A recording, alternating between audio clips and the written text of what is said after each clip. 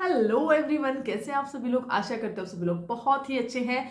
तो अभी मैं आपके साथ शेयर करने वाली बहुत ही अच्छी वैकेंसी है। सिविल जज की वैकेंसी है। कहाँ पर आई है? हिमाचल प्रदेश में आई है। यस, हिमाचल जुडिशियल सर्विसेज 2024 की वैकेंसी जो हमारे सामने अनाउंस हुई है उसका फुल डिटेल वीडियो यह रहेगा। आपको यहाँ इस वीडियो में हर एक चीज़ के बारे में इंफॉर्मेशन दी जाएगी वहाँ पर। जबकि ये जो वैकेंसी है ये कब आई है, कहाँ पर आई है, कितनी पोस्ट पर आई है, कब तक आप इसको फिल कर सकते हैं, साथ ही इसमें एज क्या रहने वाली है, इसमें आपको पे स्केल कितना मिलने वाला है, आपको अगर ये फॉर्म भरना है तो इसकी फ़ी क्या रहने वाली है, रिजर्वेशन रहेगा नहीं रहेगा। इनके साथ ही हम बात करने वाले हैं यहाँ पर कि यह जो एग्जामिनेशन है इसमें सिलेबस क्या रहने वाले हैं, एग्जाम पैटर्न क्या रहने वाला है और इसको अप्लाई करने का तरीका क्या रहने वाला है। इसके साथ में यहाँ पर कुछ इम्पोर्टेंट इंस्ट्रक्शंस भी है, नोट्स भी है, जो कि आप सभी को जानना बहुत ज़रूरी है। जो कोई भी यहाँ पर हिमाचल जुडिशियल सर्विसेज में सिविल जज की वैकेंसी के लिए इस पोस्ट के लिए अपने फॉर्म फिल कर रहा है, उनके लिए यह जो सारी चीज़ें हैं ध्यान से सुनने के लिए है। तो आज मैं इसी के बारे में ही डिटेल वीडियो आप लोग के साथ में यहाँ पे शेयर करने वाली हूँ। बेटर बात यह है कि यहाँ पर दिसंबर महीना जा रहा है, ऑलमोस्ट 15 दिसंबर कंप्लीट हो चुकी है। अब यहाँ पर 2024 में भी हमें गुड न्यूज़ मिल गई है। यहाँ पर सिविल जज की वैकेंसी हमें अनाउंस हो चुकी है। ऑल्दो इसके बारे में खबरें पहले से आ रही थी कि आयोग जो है 21 पोस्ट पे बहुत जल्दी ही अनाउंसमेंट करेंगे, ऑफिशियल नोटिफिकेशन लेके आएंगे। इसके रिगार्डिंग मैंने इसी चैनल पे वीडियो भी अपलोड किए हुए हैं। बात करते हैं इसके सिलेबस की। तो सिलेबस में इसमें ऐसा है कि जब मेन सिलेबस में जाएंगे तब हम डिस्कस करेंगे फुल डिटेल में। अभी बता देना चाहती हूँ कि यहाँ पर ओल्ड लॉज ही आए हैं। इसके पीछे का रीज़न है, वह रीज़न क्या है हम आगे डिस्कस करेंगे। तो चलिए शुरुआत करते हैं। तो चलिए शुरुआत कर लेते हैं। सबसे पहले यह जो वैकेंसी है यह आपको कहाँ मिलने वाली है। तो यहाँ की आयोग की ऑफिशियल वेबसाइट पे आप जाते हैं, वहाँ पे रिक्रूटमेंट पे आप जाते हैं तो आपको यहाँ पे ये जो फुल डिटेल नोटिफिकेशन है वह आपके सामने आ ही जाएगा। और इसके अलावा डिस्क्रिप्शन बॉक्स में भी मैं यहाँ की ऑफिशियल वेबसाइट को मेंशन कर दूंगी। आप इजीली वहाँ से भी जाके उस नोटिफिकेशन को देख सकते हैं। बात कर लेते हैं कि ये जो नोटिफिकेशन है हमारे सामने कब आता है। 14 दिसंबर को हमारे सामने ये नोटिफिकेशन आता है। कब तक आप ये फॉर्म फिल कर सकते हैं? तो आने वाली 5 जनवरी 2025 तक आपके पास समय है कि आप यह फॉर्म फिल कर सकते हैं। आप जब ये वेबसाइट पे जब नोटिफिकेशन देखेंगे तो लास्ट डेट 5 जनवरी 2024 लिख रखी है। 2024 एक एरर है, एक्चुअली में 2025 वहाँ पर है, क्योंकि जो नोटिफिकेशन है वह 14 दिसंबर 2024 का है। तो लास्ट डेट के हिसाब से 2025 वहाँ पे होना चाहिए, 5 जनवरी 2025 वहाँ पे होना चाहिए। दूसरी बात करते हैं इसकी, ऑनलाइन और ऑफलाइन दोनों ही तरीके से आपको यहाँ पे फॉर्म फिल करना है। वह फॉर्म फिल करना कैसे है वह मैं डिस्कस करने वाली हूँ। पोस्ट कितनी आई है? तो 21 पोस्ट आपके सामने है। इसमें रिजर्व और अनरिजर्व दोनों कैटेगरी के लिए है। और साथ ही बात कर लेते हैं यह जो सिविल जज एग्जामिनेशंस की है। और बात कर लेते हैं इसकी पे स्केल के बारे में। तो पे स्केल यहाँ पे लेवल जे का आपको मिलने वाला है, जो कि 77,840 से आपको मिलेगा। और इसके अलावा आपको यहाँ पे करीब बोलते हैं ना कि लाखों तक की सैलरी आपको यहाँ पे मिलने वाली है। ऑल्दो मैंने सैलरी के रिगार्डिंग और एक लाइफस्टाइल कैसी होती है सिविल जज की, जो कि उनको आप सिविल जज बन जाते हैं उसके बाद आपको मिलती है, वह सारा कुछ भी पे स्केल के अंतर्गत ही आता है। क्योंकि इनको हर एक चीज़ जो रहती है यहाँ पे मिलती है, भले वह होम का रहता है या मेडिकल का रहता है, इंश्योरेंस का रहता है, ड्राइविंग का, घूमने का, हर एक पैकेज इनको मिलता ही है। तो बहुत ही अच्छी जॉब रहती है। एक फिक्स सैलरी के अलावा भी इनको काफ़ी सारे अलाउंसेस यहाँ पे दिए जाते हैं, बाकी मैं मेंशन कर ही दूंगी। दूसरा ये है कि यहाँ पर ये जो जुडिशरी है इसको कौन कौन दे सकता है। तो आप ऑल ओवर इंडिया के कैंडिडेट जो है इस जुडिशरी के लिए अप्लाई कर सकते हो। यहाँ पे ऐसा कोई भी रोकना नहीं है कि आप जो है स्टेट लेवल तक जा सकते हैं। हमने देखा है कि कई बार जो बिहार जुडिशरी होती है, अदर जुडिशरी कहीं रहती है, वहाँ पर स्टेट लेवल तक के ही आते हैं, क्योंकि वहाँ पर जो लैंग्वेज होती है वह एक रेस्ट्रिक्शन हो जाती है। क्योंकि हर एक कोई जो है लैंग्वेज को नहीं सीख पाते हैं। हाँ, जिसके पास लैंग्वेज का इशू नहीं है वह अदर स्टेट से भी जाके दे सकते हैं, अदरवाइज तो लैंग्वेज का इशू रहता है। लेकिन यहाँ पर ऐसा कुछ है नहीं। नॉर्मल ऑफिशियली हिंदी और इंग्लिश जो हमें आती है अगर तो आप जो है इजीली जुडिशली इस जुडिशरी के लिए आप जो है अप्लाई कर सकते हैं। बात करते हैं इसके अंदर एक चीज़ मैटर करेगी, वह है ओटीआर। आपने ओटीआर का भी ऐसा है कि पिछले कुछ टाइम पहले अगर आपने देखा होगा कि भले ही वो आरपीएससी हो या कुछ भी हो, आप जब फॉर्म फिल करते हैं तब कुछ चीज़ें आपके सामने आती है कि आपको करेक्शन में जाना पड़ता है, या तो आपका अगर आपने कोई सबमिशन करवा रखा है या कुछ नाम में चेंजेस करवा रखा है, अगर आपने आधार में कुछ नया अपडेट हुआ है इन दौरान में, तो आपने जो अगर पुराना ओटीआर कर रखा है तो फिर आपको ये रहता है कि आपको चेंजेस करने पड़ेंगे। तो कोशिश कीजिए कि या तो अपना नया ओटीआर कर लीजिए, एक बार आपको वन टाइम फी आपको वापस देनी होगी, और अगर ईजी है कि कोई इशू नहीं है तो आपका अगर ओटीआर है तो आपको कोई टेंशन ही नहीं है। ओके, अब बात कर लेते हैं यहाँ की एज के बारे में। तो एज का बता रखा है कि आपकी मिनिमम जो एज है वह 22 साल होनी चाहिए, और मैक्स टू मैक्स आपकी एज जो है 35 ईयर होनी चाहिए। मीन्स कि प्रेशर के लिए यह जॉब है। अगर आप प्रेशर है, अगर आपने लॉ ग्रेजुएट कर ली है, तो आप इजीली यहाँ के फॉर्म फिल कर सकते हैं। क्या यहाँ पे एक्सपीरियंस मांगा है? नहीं, यहाँ पे एक्सपीरियंस भी नहीं मांगा है, और रजिस्ट्रेशन भी कुछ किसी भी तरह की कोई भी अदर रिक्वायरमेंट नहीं मांगी गई है। यहाँ पर सिर्फ और सिर्फ लॉ की डिग्री आपके पास में होनी चाहिए, दैट्स इट, और आप यहाँ के फॉर्म फिल कर सकते हैं। बात करते हैं यहाँ के एग्जाम सेंटर्स की। तो एग्जाम सेंटर्स, क्योंकि स्टेट लेवल की एग्जामिनेशंस है ये है, तो स्टेट में यहाँ पे जो डिस्ट्रिक्ट लेवल जो रहते हैं, ऑल्दो यहाँ की सेंटर्स का अभी इसमें नहीं आया है, तो जैसे भी आता है मैं इसके बारे में भी आपको इन्फॉर्मेशन दे दूंगी। अदरवाइज तो जहाँ पर जैसे कि जो इनके जिले जिले होते हैं, विभाग होते हैं, वहीं पर इनकी एग्जामिनेशंस होती है। बात कर लेते हैं फीस की कि इनकी फीस कितनी है। अगर आप इस फॉर्म के लिए जाते हैं तो जनरल कैटेगरी के लिए यहाँ पे 600 रुपीज़ है, और अनरिजर्व में आप आ रहे हैं तो आपकी 150 रुपये फीस यहाँ पे लगेगी। साथ ही अगर आप एक फीमेल कैंडिडेट है, महिला अभ्यर्थी अगर आप है, और एक्स सर्विसमैन की कैटेगरी में अगर आप आ रहे हैं, तो आपको यहाँ पे कोई भी फीस जमा नहीं करवानी है। अगर आप महिला हैं तो आप ये चीज़ ध्यान रखिए, भले आप किसी भी कैटेगरी में आ रहे हो, जनरल में आ रहे हो, अनरिजर्व में आ रहे हो, रिजर्व में आ रहे हो, कोई फर्क नहीं पड़ रहा है। आप एक महिला अभ्यर्थी है, यही काफ़ी है, और आपको कोई फीस यहाँ पे जमा नहीं करवानी है। तो आप यहाँ की फॉर्म जो है बिल्कुल फिल करना, और यहाँ का जो एग्ज़ाम है वह अगर हो सके तो प्लीज़ ज़रूर देखिए आना, ताकि आपको भी यहाँ का आइडिया लगता है, और अगर कोई तैयारी कर रहा है तो उसको तो ऑल द वेरी बेस्ट। चलिए अब बात करते हैं इसके एग्ज़ाम पैटर्न की। बात कर लेते हैं यहाँ के एग्जामिनेशंस की कि यहाँ का एग्जामिनेशन है वह कैसे होता है। तो यहाँ पर प्रीलिम्स होता है, मेंस होता है, और इंटरव्यू कंडक्ट करवाया जाता है। यहाँ पे प्रीलिम्स में आपके पास 3 पेपर होंगे जो कि ईच 100 मार्क्स के होंगे। यहाँ पर आपको 2 नंबर का एक क्वेश्चन जो है अटेम्प्ट करना रहता है। 1 आवर ड्यूरेशन रहती है ईच पेपर की। यहाँ पे civil law first, civil law second और क्रिमिनल लॉ, इस तरह से आपको 3 पेपर दिए जाते हैं। ऑब्जेक्टिव टाइप आपके रहेंगे, नेगेटिव मार्किंग यहाँ पे नहीं रहती है। बात कर लेते हैं मेंस एग्जामिनेशंस की। तो मेंस एग्जामिनेशन का सिलेबस भी सेम रहता है, बस वह ऑब्जेक्टिव रहता है प्रीलिम्स, और यहाँ पर अगर आप मेंस में आ जाते हैं क्वालिफाई करके प्रीलिम्स को, तो अब आपको यही सेम सब्जेक्ट जो है सब्जेक्टिव में लिखने रहेंगे, मीन्स कि आपको रिटर्न में लिखना रहता है।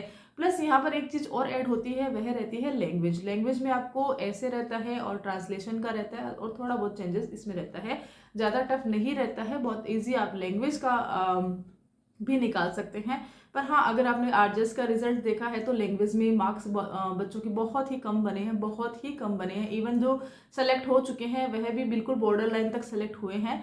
तो लैंग्वेज का अगर ऐसा सीन अगर आप जुडिशरी यहाँ की भी देखती है तो थोड़ा सा यहाँ पे इसके लिए मेहनत करनी पड़ेगी। अदरवाइज जो लीगल का यहाँ पे जो जुडिशरी का हमारा जो सिलेबस है बहुत ही अच्छा है। बात कर लेते हैं यहाँ पे मेंस के सिलेबस की। तो यहाँ पे ऑल्दो मैं डिस्क्रिप्शन बॉक्स में सारा सिलेबस लिख के दे दूंगी, और आप जो है यहाँ की ऑफिशियल वेबसाइट में जाके भी चेक कर सकते हैं, यहाँ पर इजीली आपको वह मिल ही जाएगा। बात कर लेते हैं और सिविल लॉ 1, सिविल लॉ 2 और क्रिमिनल लॉ। क्रिमिनल लॉ में हमें यहाँ पे नए लॉज नहीं मिलने वाले हैं। कुछ कैंडिडेट के क्वेश्चन आ रहा होगा कि अभी जब हर एक जुडिशरी है नए लॉज ऐड कर रही है, यहाँ पर हिमाचल जुडिशरी ने नया ऐड बिल्कुल साथ में कंबाइन में भी नहीं किया है, इसके पीछे का रीज़न क्या है? तो अगर आपको याद होगा तो अक्टूबर में एक प्रेस नोट निकाला गया था, हिमाचल आयोग के द्वारा ही निकाला गया था, जहां पर कि उन्होंने मेंशन किया था कि आगामी दिसंबर 2025 तक दिसंबर 2025 तक जो है ओल्ड लॉज के साथ ही यहाँ पर यह जुडिशरी जो है आने वाली है। मीन्स कि अभी जब हमारे सामने दिसंबर 2024 चल रहा है तो नॉर्मल है हमारे सामने ओल्ड लॉज ही आएंगे क्रिमिनल लॉज में। तो ये बहुत सही है। अगर आप मेरे चैनल को देखते हैं, वीडियोस को देखते हैं, तो यहाँ पर यह जो इन्फॉर्मेशन है आपको पहले से ही पता होगी, क्योंकि मैं यहाँ पे इन्फॉर्मेशन देती हूँ। तो ऐसा है, तो ओल्ड लॉज आने वाले हैं और ज़्यादा लंबा सिलेबस है नहीं। यहाँ के लोकल एक्ट रहेंगे, बहुत थोड़े ही लोकल एक्ट है, और इसके अलावा जीके नहीं है, अदर कोई भी चीज़ यहाँ पे रहती नहीं है। सिलेक्शन प्रोसेस कैसे होता है, तो सिलेक्शन प्रोसेस में आपके पास आपने प्री क्लियर कर लिया होता है, उसके बाद में आपको मेंस के लिए यहाँ पे जो है मौका मिलता है। मेंस क्लियर करने के बाद में मेनली यहाँ पर जो है मेंस रिटन टेस्ट और प्लस आपका जो डॉक्यूमेंट वेरिफिकेशन है वह करवाया जाता है। इसलिए जब भी आप जो ऑनलाइन फॉर्म फिल कर रहे हो तभी भी हर एक चीज़ को देख के कीजिएगा, कहीं ऐसा ना हो कि आपकी एक गलती आपका फॉर्म रिजेक्ट करवा दे। दूसरा ये रहता है कि आप ऑफलाइन भी आपको ये जो फॉर्म है वह भेजना है। कि ऑनलाइन जब आप भेजते हैं तब आपको पीडीएफ फॉर्म में भेजना है, और ऑनलाइन जब भेज रहे हो तो आपको एनवलप में भेजना है। वह कैसे करना है, वह हाउ टू अप्लाई में रहेगा, तो मैं आपको इसको थोड़ा इसी वीडियो में थोड़ा आगे और बताने वाली हूँ। तो ऐसा है, इसमें इंपॉर्टेंट इंस्ट्रक्शंस, रूल, रेगुलेशंस के साथ में यहाँ पर पूरा डिटेल बताया गया है। आयोग ने यहाँ पर कोई भी क्वेरीज है कैंडिडेट को रिगार्डिंग दिस रिक्रूटमेंट, आप जो है यहाँ के टोल फ्री नंबर दे रखे हैं, ईमेल दे रखा है। हर एक जगह पे जाके थोड़ी सी भी इशू आती है आप उनको कांटेक्ट कर सकते हैं। कांटेक्ट कब करना है, कांटेक्ट क्योंकि ऑफिस के नंबर रहते हैं यहाँ पे, तो ऑफिस का जो ओपन रहता है 10 to 5 to 6 इतना ही रहता है। तो आप कोशिश कीजिएगा कि आप जो है मिड टाइम पे उनको कॉल कीजिए, ताकि आपकी जो क्वेरीज है वह इजीली रिसीव कर पाए। चलिए अब बात कर लेते हैं आगे। वाइवा की बात करते हैं, तो वाइवा के बारे में यहाँ पे बताया गया कि एक पर्सनैलिटी टेस्ट के रूप में आपका वाइवा होगा। 150 मार्क्स का यहाँ पर वाइवा करवाया जाता है। तो यहाँ पे हमें पता चलता है कि जब प्री होता है उसमें 3 पेपर रहते हैं, और जब मेंस होता है तो वहाँ पे 3 पेपर तो रहते ही हैं, साथ ही वहाँ पर एक और ऐड होता है, वह रहता है लैंग्वेज का। यहाँ पर ये सब क्लियर करने के बाद में आपको मौका मिलता है कि आप जो है इंटरव्यू के लिए आइए, वाइवा के लिए आइए। वाइवा जो रहता है, वाइवा का जो मार्किंग है यहाँ पे सबसे ज़्यादा है। नॉर्मली वाइवा जो रहती है 35-40 यहाँ तक की रहती है, और वह भी सही लगती है कि हाँ चलो इतने नंबर है। 150 मार्क्स की यहाँ पर वाइवा बता रखी है।